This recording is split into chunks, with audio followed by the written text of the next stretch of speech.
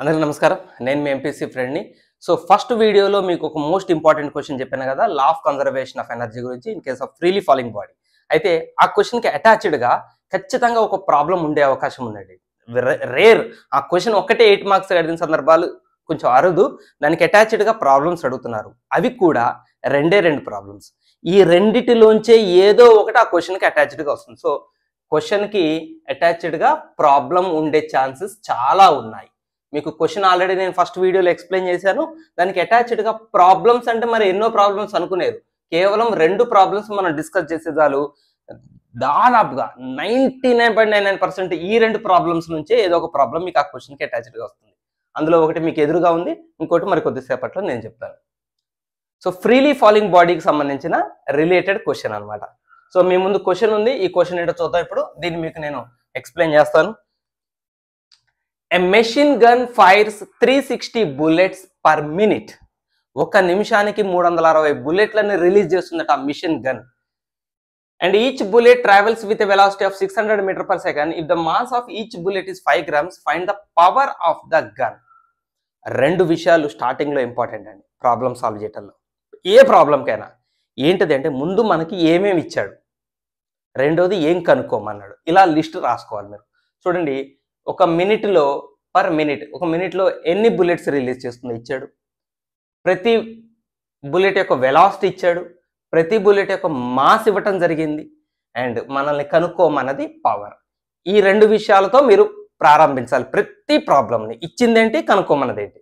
ఇప్పుడు కనుక్కోమన్న దానికి ఇచ్చిన వాటికి మధ్య రిలేషన్ ఏంటి కదండి. ఇవి ఇచ్చింది వాడుకోమనే కదా మనకి ఇచ్చింది, ఇవి వాడుకొని తయారు చేయాలి. సో దీని ఫార్ములా ఏంటో మనం ఒకసారి గుర్తు తెచ్చుకునే ప్రయత్నం చేద్దాం. పవర్ అంటే రేట్ ఆఫ్ డూయింగ్ వర్క్ అంటే కదా, W/T. పవర్కి formula W, work done by T. ఎవరి పవర్ కనుక్కుంటున్నారు? గన్. కాబట్టి వర్క్ డన్ ఎవరిది? గన్ది. ఎవరు చేసిన పని కావాలి మీకు? గన్ చేసిన పని కావాలి. సరే, సో బై హార్ట్ చేయాల్సిన అవసరం లేదు. చాలా సింపుల్ క్వశ్చన్, మీకు ఈజీగా అర్థమయ్యేలాగా నేను చెప్తాను. సో ఇప్పుడు మన ముందు ఒక మెషిన్ గన్ ఉందనుకోండి. దీని నుంచి బుల్లెట్స్ రిలీజ్ అవుతున్నాయి. ఇప్పుడు చూడండి, మీరు ఒక విషయం అర్థం చేసుకోవాలి. మనకి పవర్ కావాలి, పవర్ కనుక్కోవాలి. గన్ యొక్క పవర్ ఆఫ్ ద గన్ మనం కనుక్కోవాల్సింది. అప్పుడు మనకి వర్క్ డన్ బై ద గన్నే కదా కావాల్సింది. అంటే ఈ గన్ ఎంత పని చేసింది కావాలి. అయితే మరి పని, వర్క్ దేనికి రిలేట్ అయి ఉంటుంది? దానికి ఎంత ఎనర్జీ ఉంటుందో అంత పని చేస్తుంది కదండి. లాజిక్ కదా. వర్క్ ఎనర్జీ థియరంలో మనం నేర్చుకుంటాం. వర్క్ పవర్ ఎనర్జీ చాప్టర్లో డిస్కస్ చేస్తాం. సో వర్క్ డన్ దేని బేస్ చేసుకుని ఉంటుంది? ఇప్పుడు నేను ఎంత వర్క్ చేయగలను, నాకు ఎంత ఎనర్జీ ఉంటుందో అంత వర్క్ చేయగలను. కాబట్టి work done by the gun అంటే అర్థం ఏంటి? Energy consumed by the gun. ఈ గన్ ఎంత ఎనర్జీని కన్జ్యూమ్ చేస్తుందో అదే దాని వర్క్ డన్. 2 ఒకటే. అందుకనే కదండి ఇప్పుడు దీని యూనిట్స్ జూల్స్, దీని యూనిట్స్ కూడా జూల్సే కదా. మనం ఎనర్జీకైనా వర్క్కైనా యూనిట్స్ ఒకటే. ఎందుకంటే work is nothing but the energy. మనం ఎంత ఎనర్జీని వాడతామో, నాకు ఎంత ఎనర్జీ ఉంటే అంత వర్క్ చేస్తాను. కాబట్టి so work done by the gun అంటే nothing but energy of the gun, energy consumed by the gun. అయితే energy consumed by the gun అంటే ఎవరు మరి? అంటే గన్ ఎంత ఎనర్జీని కన్జ్యూమ్ చేసింది అంటే ఈ అన్ని బుల్లెట్స్కి ఎంత ఎనర్జీ ఉంటుందో అంత ఎనర్జీని గన్ కన్జ్యూమ్ చేసింది. ఇదే కదండి లా of conservation of energy. Gun ఎంత ఎనర్జీని వాడింది అంటే ఎంత ఎనర్జీని ఇచ్చిందో బుల్లెట్స్ అంత ఎనర్జీని తీసుకున్నట్టే. అంటే గన్ యొక్క ఎనర్జీని కనుక్కోవాలంటే మనం ఇప్పుడు ఎవరి ఎనర్జీని కనుక్కోవాలి? బుల్లెట్స్ యొక్క ఎనర్జీని కనుక్కోవాలి. సో ఎన్ని bullets? 360 bullets. So energy of 360 bullets. ఒక్కొక్క స్టెప్ మీకు అర్థమవుతుందా? మనకు అసలు కావాల్సింది ఏంటి? పవర్. పవర్ కావాలంటే ఏం కావాలి? వర్క్ కావాలి. ఇప్పుడు టైం అంటే ఆల్రెడీ ఉంది, 1 minute ఇచ్చేసాడు. వర్క్ కావాలి. అందుకే ఆ వర్క్ డైరెక్ట్గా లేదు మన దగ్గర. కాబట్టి ఒక్కొక్క క్లూగా మీకు చెప్తున్నాను. వర్క్ కావాలి అంటే work is nothing but energy of the gun. Gun యొక్క ఎనర్జీ అంటే నథింగ్ బట్ ద అన్ని బుల్లెట్స్కి ఎంత ఎనర్జీ ఉంటుందో ఆ ఎనర్జీయే గన్ ఎనర్జీ. గన్ ఎనర్జీయే gun work done. Gun work done ఇక్కడ సబ్స్టిట్యూట్ చేస్తాం. సరే, మరి 360 బుల్లెట్లకి ఏం ఎనర్జీ ఉంటుంది ఆలోచించండి. బుల్లెట్స్ దూసుకుపోతున్నాయి. సో దూసుకుపోతున్న బుల్లెట్స్, మోషన్లో ఉన్న బుల్లెట్స్కి ఉండే ఎనర్జీ ఏంటిది? Yes, kinetic energy. కాబట్టి వీళ్ళందరి టోటల్ కైనెటిక్ ఎనర్జీ, ఈ బుల్లెట్ కైనెటిక్ ఎనర్జీ, దీని కైనెటిక్ ఎనర్జీ, దీనిది ఇట్లా ఇక్కడ కొన్ని రాశాను, 360 ఉంటాయి. ఆ 360 బుల్లెట్లకి ఉండే టోటల్ కైనెటిక్ ఎనర్జీ ఎంత ఉంటుందో అదే గన్ యొక్క ఎనర్జీ, అదే work done by the gun అవుతుంది. కాబట్టి ఇప్పుడు మనం ఎనర్జీ, టోటల్ ఎనర్జీ అందామా, total energy of 360 bullets equal to 360 into half mv² కదండి. హాఫ్ mv² ఏంటి, ఒక బుల్లెట్ యొక్క కైనెటిక్ ఎనర్జీ, ఒక బుల్లెట్ ఇంటూ 360, అట్లా 360 కాబట్టి సో ఇంటూ 360 చేస్తే అప్పుడు మనకి టోటల్ బుల్లెట్స్ యొక్క కైనెటిక్ ఎనర్జీ వచ్చేస్తుంది, అంటే వర్క్ డన్ వచ్చేస్తుంది. సరే, దట్ ఈక్వల్ ఇదే నథింగ్ బట్ వర్క్ డన్, అంతే కదండి. WG అన్న ఇదే, గన్ యొక్క ఎనర్జీ అన్న ఇదే, బుల్లెట్ యొక్క ఎనర్జీ అన్న ఇదే. సో టోటల్ ఎనర్జీయే total work done equal to 360 into half into mass. So ఫిజిక్స్లో వెరీ వెరీ ఇంపార్టెంట్ థింగ్ ఇంకోటి ఏంటంటే, యూనిట్స్ అన్నీ ఒకే మెజర్మెంట్కి సంబంధించినవి, అన్ని SI యూనిట్స్ అయ్యి ఉండాలి. సో ఇప్పుడు ఇది metre per second, okay SI యూనిట్స్లో ఉంది. గ్రామ్స్ SI యూనిట్స్ కాదు, కిలోగ్రామ్స్లో ఉండాలి. కాబట్టి మనం ఖచ్చితంగా 5 గ్రామ్స్ని ఏమని రాయాల్సి ఉంటుంది అంటే 5 ఇంటూ 10⁻³ కిలోగ్రామ్స్ అని రాయాల్సి ఉంటుంది. కానీ కిలోగ్రామ్స్లో కన్వర్ట్ చేసాం.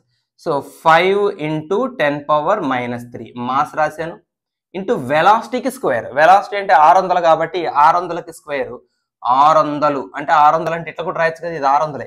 10² అంటే 100, 100 6 600. 600కి స్క్వేర్ అంటే ఇంకొక 600 రాయాలి. సో దీన్ని సింప్లిఫై చేద్దాం. 2 180s క్యాన్సిల్ చేయండి. సో 180 ఇంటూ చూడండి 10⁻³ 10⁻2 10⁻2 10⁻2 10⁻2 10⁻4 అవుతుంది. 10⁻³ పోతే ఇంకొక 10 ఉంటుంది. ఇంటూ 10 ఇంటూ 5 ఇంటూ 6 ఇంటూ 6 పెద్ద నెంబర్ అయిపోయింది. 18 5s are 90, 90లో 0 పడేయండి. 6 6s are 36, 36 ఇంటూ 9 27 5 32 324, ఒక 0 ఇంకా ఇక్కడ కూడా 1 2 మొత్తం 3 సున్నాలు జూల్స్. ఇది టోటల్ వర్క్ డన్. అక్కడ క్యాలిక్యులేషన్ మిస్టేక్ పోతే చూసుకోండి, మల్టిప్లికేషన్ ఒళ్ళ దగ్గర పెట్టుకొని చేశాను కదా. 18 5s are 90 అంటే 90లో 9 రాసి 0 ఎక్కడ పెట్టాను. 6 6s are 36, 9 54, 9 27 32, ఓకే 324 1 2 0 3 సున్నాలు. సో టోటల్ వర్క్ డన్ వచ్చింది. ఇక పవర్. సో వర్క్ డన్ ఎంత ఉంది, 3,24,000 కదా, ఓకే బై టైం ఎంతసేపట్లో, 60 సెకండ్స్లో. సో ఇంత పని ఎంతసేపట్లో చేసింది, 60 సెకండ్లలో చేసింది. సో దీన్ని మనం సింప్లిఫై చేస్తే 0 0 క్యాన్సిల్ చేస్తే 6 5s are 30, 30 అంటే 2 మిగులుతుంది. 6 4s are 24, 2 జీరోలు.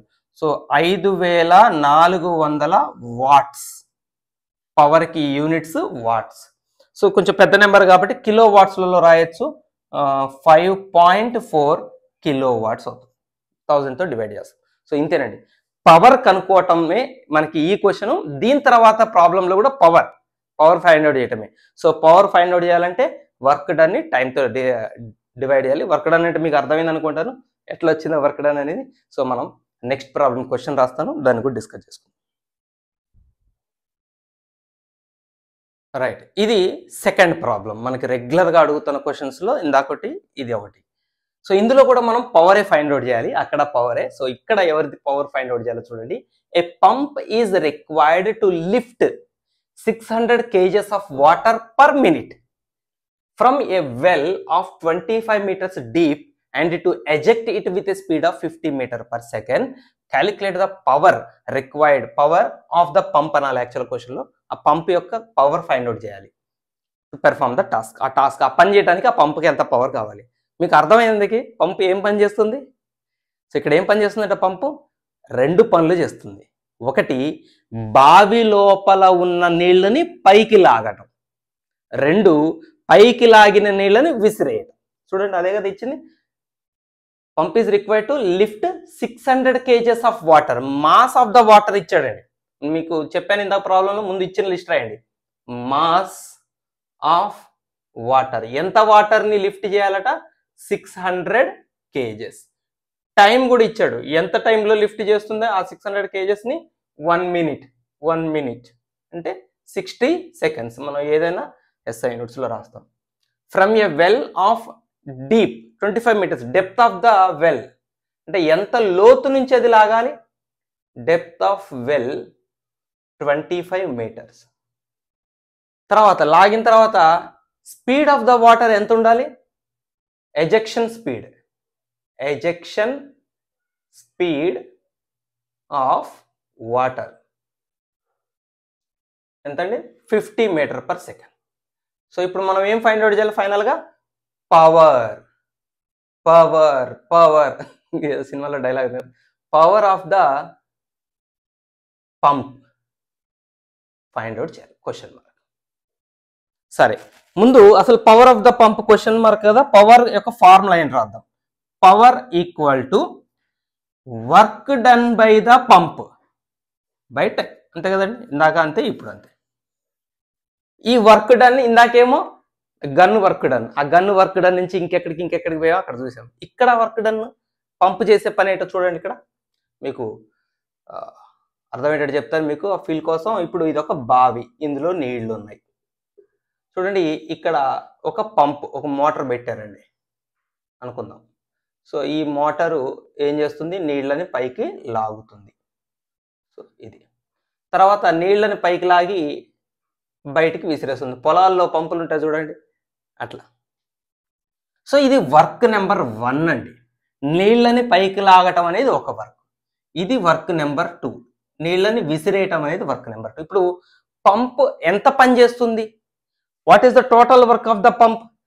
Total work of the pump, total work done by pump దేనికి సమానం కావాలి? W1 + W2కి సమానం కావాలి. మీకు కుదిరితే కొంచెం W1 అంటే ఏంటో కూడా రాయండి.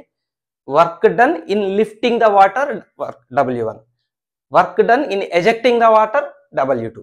సో టోటల్ వర్క్ డన్ అంటే ఈ పని రెండు మోటరే చేయాలి కదా, రెండు పంపే చేయాలి. కాబట్టి పంపు చేసే మొత్తం పని ఏది అంటే ఈ రెండింటిని కనుక్కొని, అంటే ఈ వర్క్ డన్ కనుక్కోవాలి, ఈ వర్క్ డన్ కనుక్కోవాలి.